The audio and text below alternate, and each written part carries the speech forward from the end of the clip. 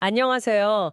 오늘 저희가 좀 깊게 파볼 이야기는요, 청취자께서 보내주신 자료인데, 칼세이건 코스모스와 발레, PDF, 이걸 보면서요, 칼세이건의 코스모스랑 또 예술 형식인 발레, 이 둘 사이에 좀 뜻밖의 연결점을 찾아보려고 합니다. 네, 안녕하세요.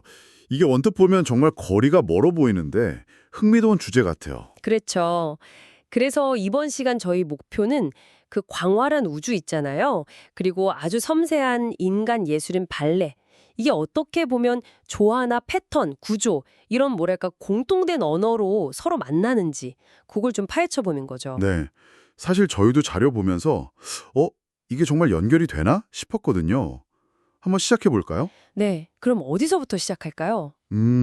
우선 코스모스라는 말 자체를 좀 짚어보면 좋을 것 같아요. 이게 고대 그리스 사람들한테는 그냥 우주가 아니었잖아요. 아, 맞아요. 그 카오스, 혼돈의 반대 개념이었죠. 네, 맞습니다.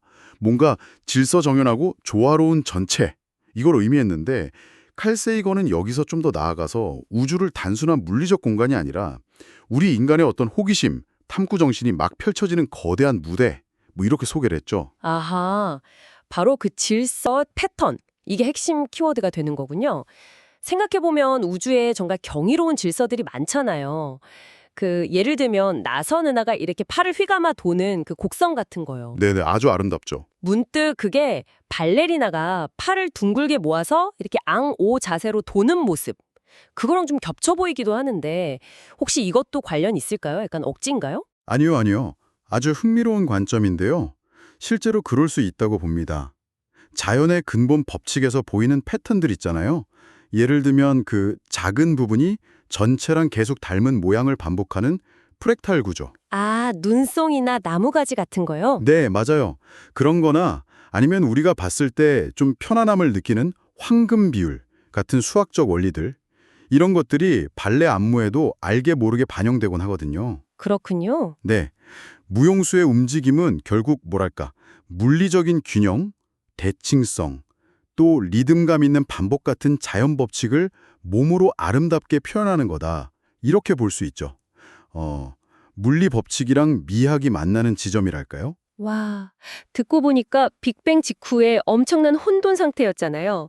거기서 점차 물리 법칙에 따라서 은하랑 별 같은 질서 있는 구조가 만들어진 과정, 이거랑 안무가가 정말 무한한 움직임 가능성 속에서 특정 패턴이나 구조를 골라서 하나의 발레 작품을 만드는 과정, 이게 개념적으로 되게 비슷하게 느껴지네요. 네, 맞습니다.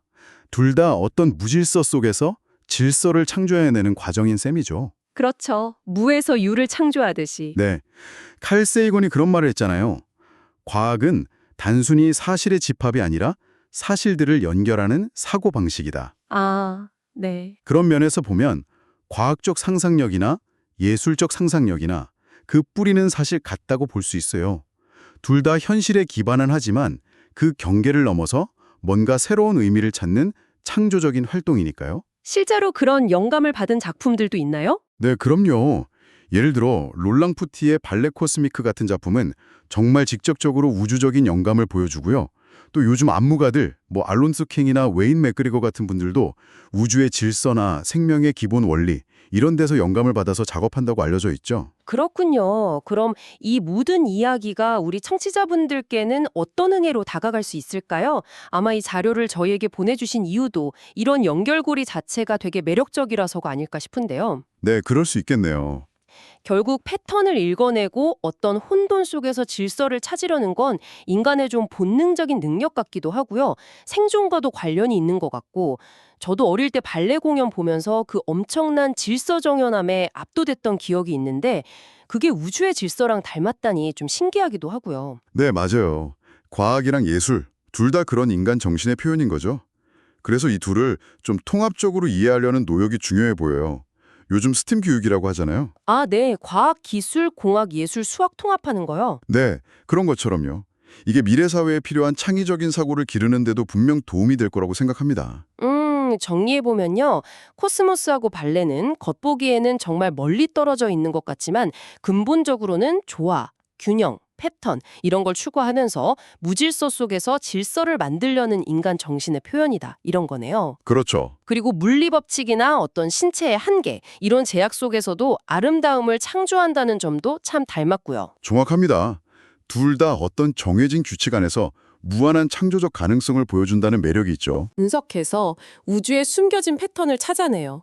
그리고 그걸 기반으로 완전히 새로운 발레 안무를 창작한다면 어떨까요? 오, 흥미로운데요? 아니면 인류가 우주로 나가서 무중력 상태에서 춤을 춘다면요?